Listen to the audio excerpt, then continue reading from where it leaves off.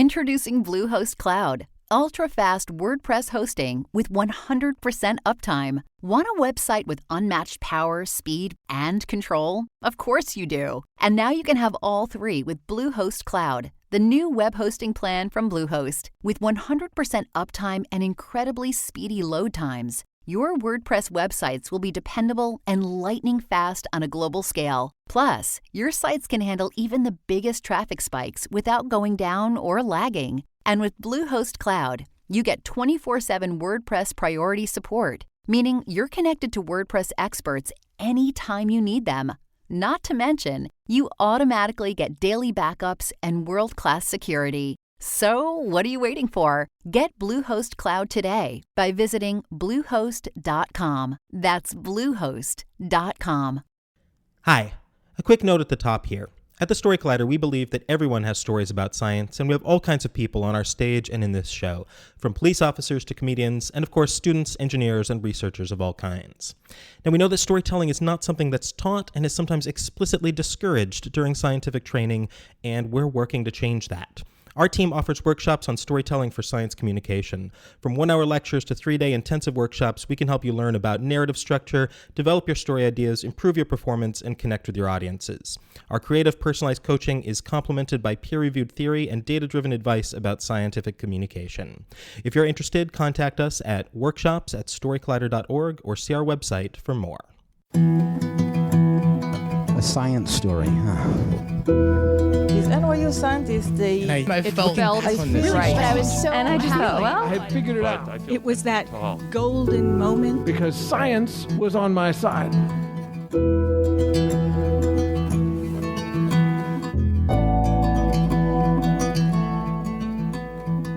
Hey everyone, I'm Ben Lilly, and welcome to the Story Collider, where we bring you true personal stories about science. This week's story is from Dawn Fraser. It was recorded in April 2016 at Union Hall in Brooklyn.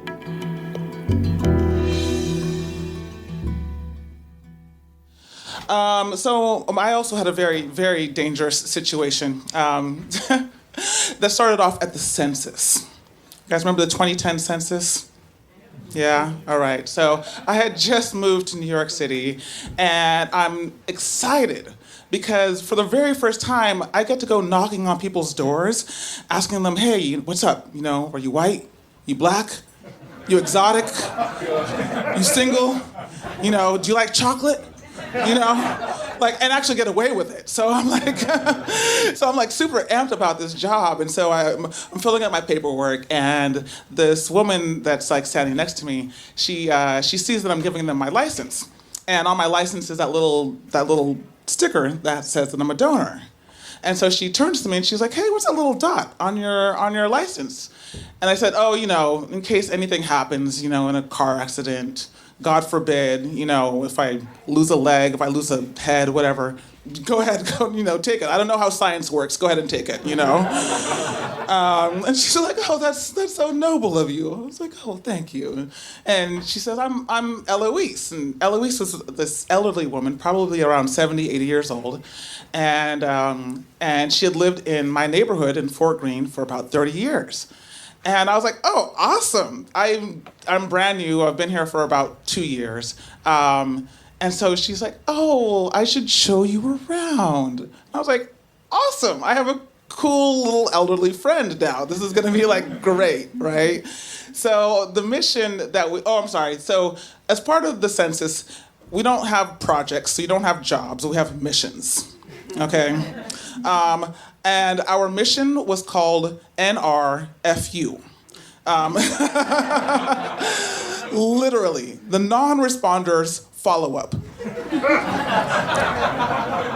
I found it appropriate that a government mission was ending with an FU, okay? But as we're like getting our missions and finding out what we're supposed to do, I meet this fine guy, Dominique. And I'm like, okay, the government has their mission, NRFU. My mission is Dominique, all right? I'm going after this one for real. But Eloise is like really like, you know, she's like, well, let's work together on this mission. And I can't work with Dominique for whatever reason. So I was like, all right. So I go with Eloise around all these different houses in Brooklyn to get to know the neighborhood. And so the very first place that we go to, we're knocking on the door. It's a 4-story brownstone. It's this woman, she has a little cocker poodle dog thing. And she invites us in, and we're like hanging out. I'm getting information. I was like, how many people live here? She says 2. I was like, how many stories is this? She says, it's 4. I was like, you have a 4-story house, there's 2 people that live here? She said, the one on the way. And I was like, it's still a lot of space, okay? It's still a lot of space. The dog is like licking my toes. She's giving me kale chips, we're having a good old time. I'm like, this is like surreal. I didn't know people lived like this in Brooklyn, right? But I go on my way with Eloise. And afterwards, Eloise asked me, she's like, hey, were those kale chips good? And I was like, yeah, they're good. She's like, do you eat that stuff? I'm like, yeah, I like kale. It's all good. Not organic, but I'm not vegetarian, but I like organic food. And she has like this big smile on her face. She's like, oh, that's so good. That's so good. And I was like, okay, that's a very random question, but whatever. So we keep on doing these missions. And about a week later, we have another mission, and this time it's in East New York. And East New York is very, very different than where we were in Fort Greene. Whereas we go to this house, and it's totally this dilapidated house. There is nothing going on. Everything is boarded up. There's no people, but there is this one guy that's just hanging out on the stoop with a bottle of beer. And so we walk over to him, and I'm like, excuse me, my name is Don. We're from the census. Do you by chance know who lives at this house? And he's like, yeah, I live at that house. And I was like, oh, great, awesome. Are you married? Are you single? He's like, yeah, I'm married. I was like, okay. Can you tell me about, who you're married to? He's like, see that one right there? That's my wife right there. This like random woman that's like sitting in the park, right? And I was like, okay. And then he's like, that's my wife right there too.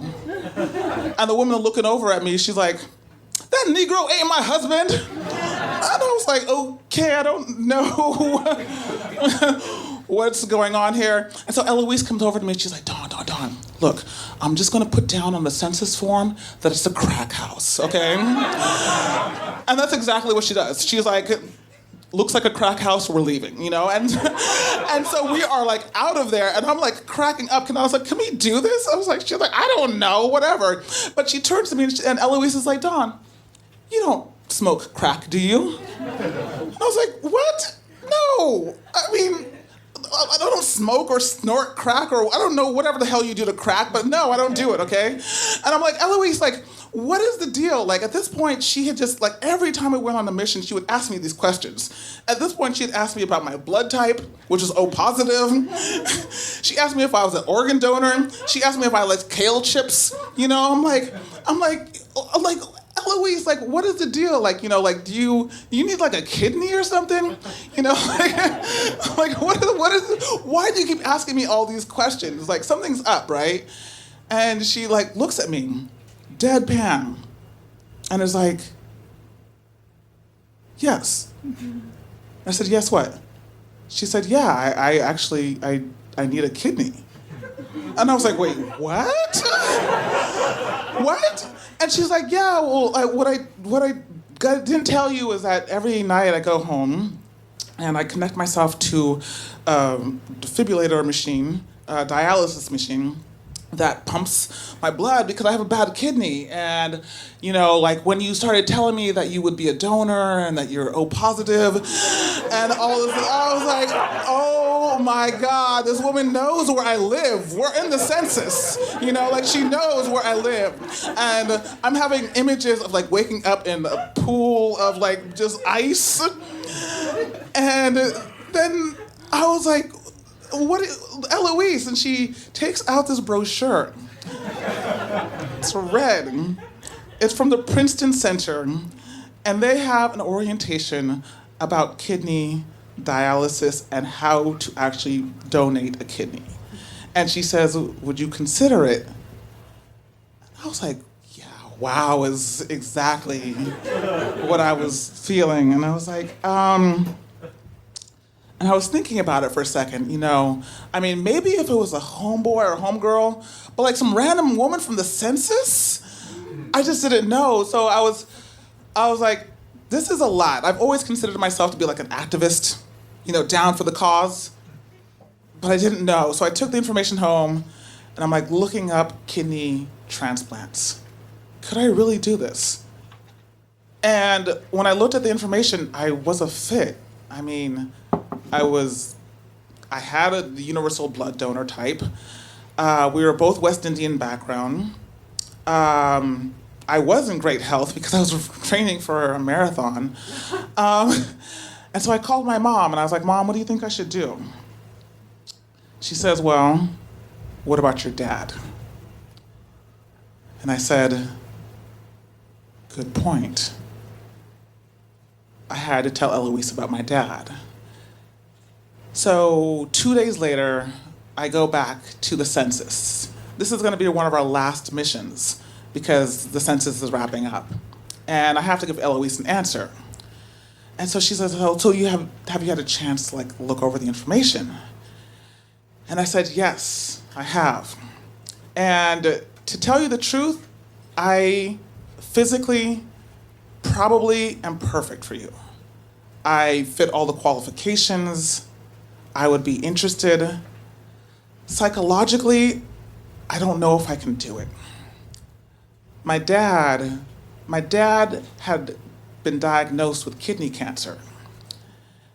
And even though the doctors had taken out the kidney, it had transferred to some other organ right above the kidney. And because of that, he passed.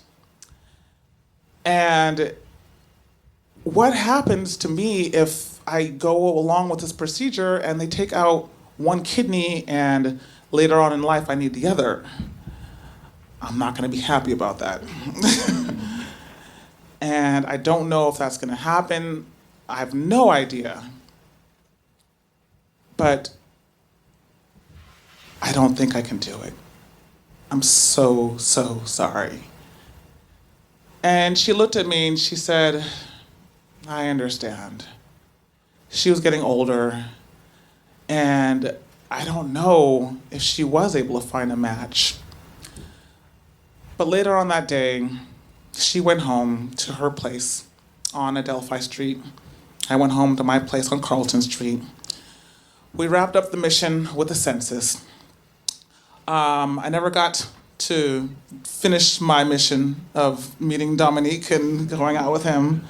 And I never knew what happened to Eloise. But one thing that I made sure to do was that every time that American Red Cross calls me up and asks me if I want to donate, I always donate platelets, because that way I feel like at least I'm being a good neighbor. Thanks.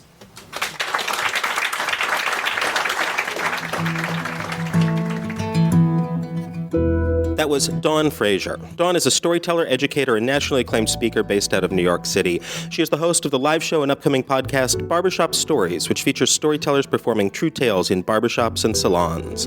Dawn has created programs for college students, educators, and entrepreneurs to develop leadership potential through storytelling, and is an instructor with the Moth and the Story Studio. The Story Collider is produced by me, Brian Weck, Darren Barker, Ari Daniel, Christine Gentry, Skylar Bear, Shane Hanlon, and Liz Neely. The podcast is produced by Rose Eveleth. Additional help from Brooke Williams, Lena Groger, and Justin D'Ambrosio. The theme music is by Ghost. Special thanks to Union Hall for hosting the show, and to strangers for never having asked me for a body part. Thanks for listening.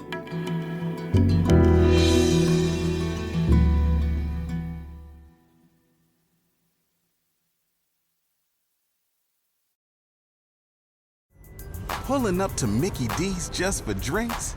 Oh yeah, that's me. Nothing extra, just perfection and a straw.